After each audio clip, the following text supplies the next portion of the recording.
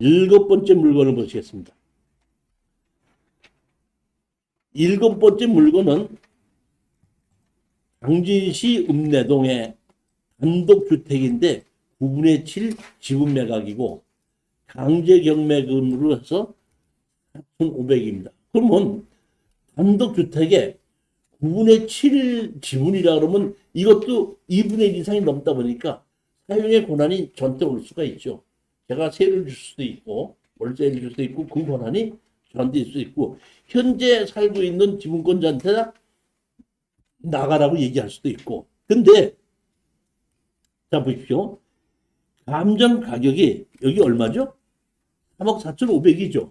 그러면 9분의 7이라는 얘기는 이것이 약 감정 가격으로 4억 정도쯤 된다고 보는 겁니다. 4억 정도로 보는데 강제경매로 해서 지금 얼마죠? 4,500이죠. 4,500인데 여기에 이 사람이 이 강제경매보다도 설정되어 있는 것이 하나도 없죠. 그렇지 않습니까? 그리고 4억짜리인데 4억 5천이라고 얘기한다면 4억 정도쯤 되는 이러한 집을 살고 있으면서 5천만 원 정도 때문에 이 집을 날리지는 않을 것이기 때문에 이것도 제가 보기에는 취하되는 것이 90% 이상이 된다고 보는 겁니다. 그러니까 취하가 된다고 하면은 우리는 잔금을 안 내고도 우리가 받을 수 있기 때문에 이것도 제가 보기에는 여러분들이 가볍게 투자하기가 아주 좋고 큰 돈을 벌 수는 없겠지만 이런 정도면은 취하 동의서에 500에서 700만 원 정도는 요구할 수가 있습니다. 그러면 여러분들이 지금 최저가격이 1,600, 1억 6,900만 원이죠. 그 입찰 보증금 얼마를 가져가셔야 되죠? 1,690만 원을 가져가시는 겁니다.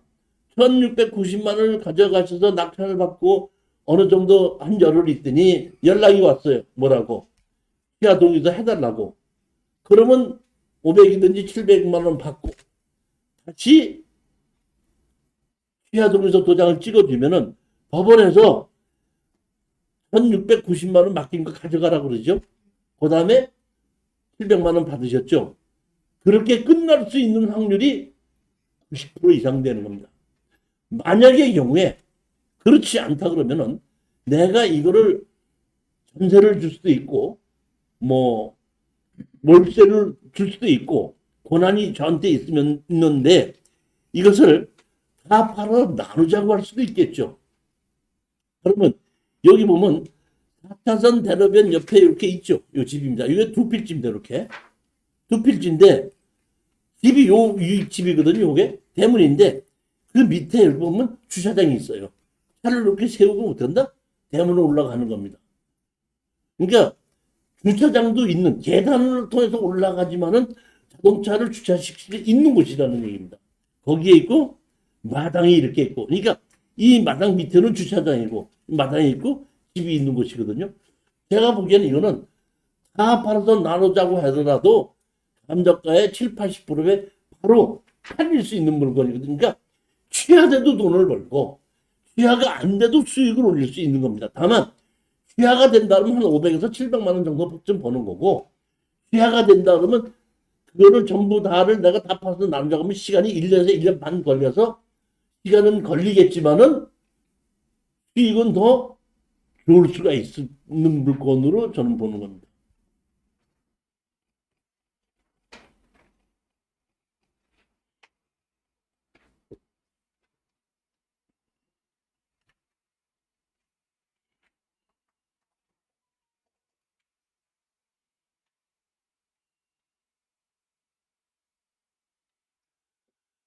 단층 검정색 함석 지붕의 한옥과 대지 및 조그마한 앞들 정원으로 이루어지시며 해당 대지 반지하 정도의 주차장이 있음. 이렇게 권리 분석이 돼 있죠. 그 다음에 채무자 정향희 점유 이렇게 돼 있죠. 그러니까 이거는 제가 보기에는 설정이 하나도 없기 때문에 자기가 설정을 해서 대출을 받아서라도 이 빚을 갚아서 이 경매가 취하시킨다는 것이 맞다고 보는 겁니다.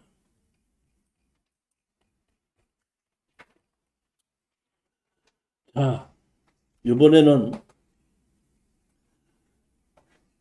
제가 여러분들에게 스피드 옥션을 가지고 지금 강의를 하지 않습니까?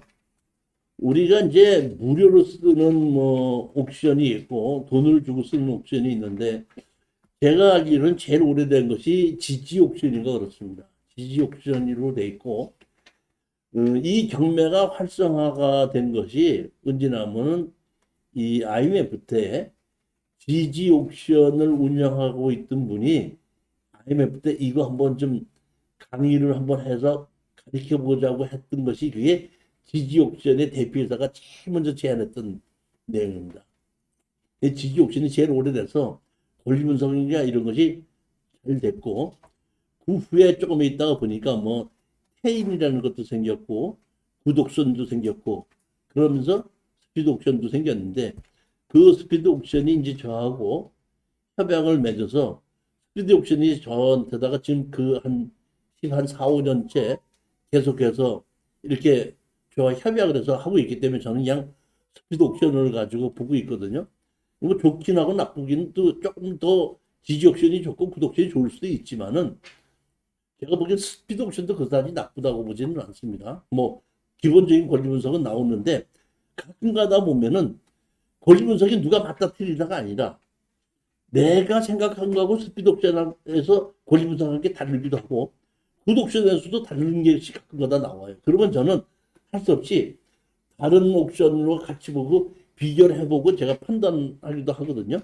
근데 이 스피드 옥션은 여러분들이 여기 스피드 옥션에 들어가셔서 가입하면은 아이디하고 비번을 만들어서 가입을 하는 겁니다. 가입을 하고 돈을 입금시켜야지 열리거든요. 근데 돈을 입금시키지 마시고 비밀번호는 저한테 필요 없고 아이디만 저한테 문자로 보내주시면은 제가 스피드 옥션에다가 연락을 하면은 2달 동안은 무료로 볼 수 있게끔 해줍니다. 2달이 지나고 나면은 무료가 끝이 나거든요. 그럼 그때는 내가 스피드 옥션을 계속 봐야겠다고 할 때는 여기 이종실이의 수강생인데 할인해 주십시오. 그러면 저하고 얘기를 해서 40%로 할인해 주게끔 되어 있습니다. 예를 들어서 중국 거를 1년을 본다고 하면은 뭐 예를 들어서 80만 원이다.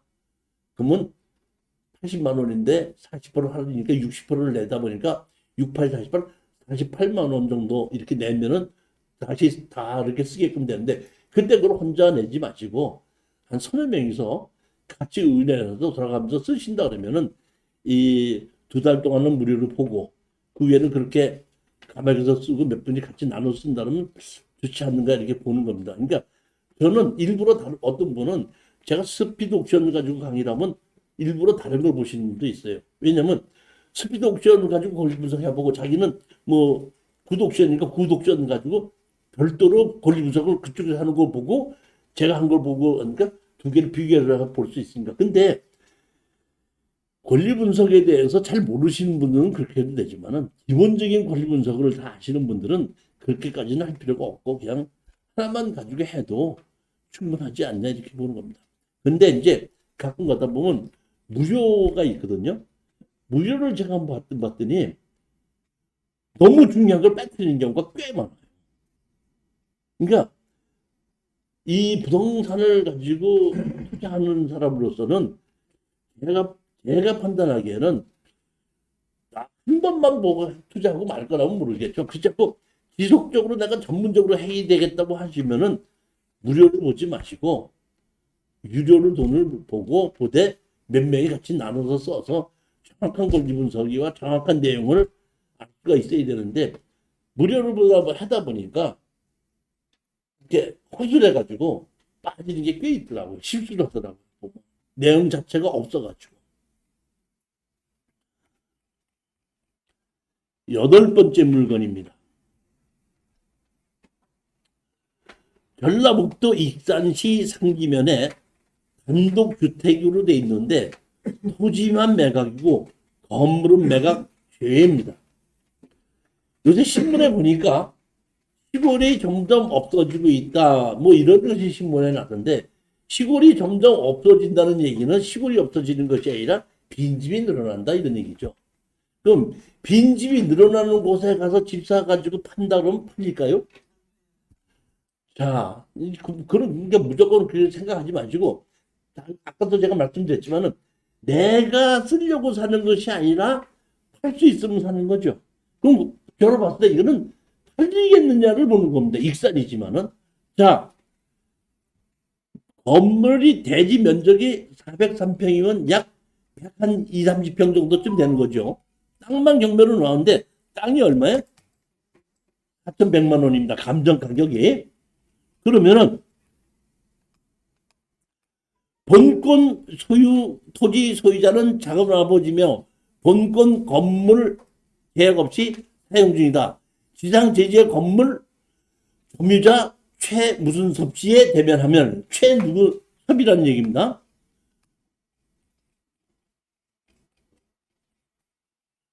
건물이 소유권 이전이 여기 보면은 최병옥의 최홍락의 최병협의 최병옥에다 최홍락에다 최병협의가 돼 있거든요. 최병협입니다. 지금 토지가. 건축물 관리자는 최홍락으로 돼 있죠. 이렇게 집이 있고 이렇게 도로가 있는 겁니다. 이렇게 현황도로로 돼 있고 이렇게 도로가 있습니다. 집이 보면 여기에 집이 한 채가 있고 오른쪽에 집이 한 채가 있죠. 그러면 여기 집은 뭐 2층이죠. 근데 여기 건축물 관리자가 몇 층으로 돼 있죠? 1층으로 돼 있죠. 그럼 1층으로 되어 있는 건축물 관리대장은 제가 보기엔 이 건물이 아니고 이 건물이겠죠. 건물이 두 동이 있는데 건축물 관리자가 하나밖에 없지 않습니까? 하나밖에 없는데 그 건축물이 1층이라고 돼 있잖아요. 근데 그 앞에 지금 2층으로 새로 지은 건물이 있지 않습니까? 그러면 제가 판단하기에는 건축물 관리자이 없어도 땅 주인과 건물 주인이 같았었거든요. 보게끔 되면 보게끔 여기도 집이 한 채가 있는데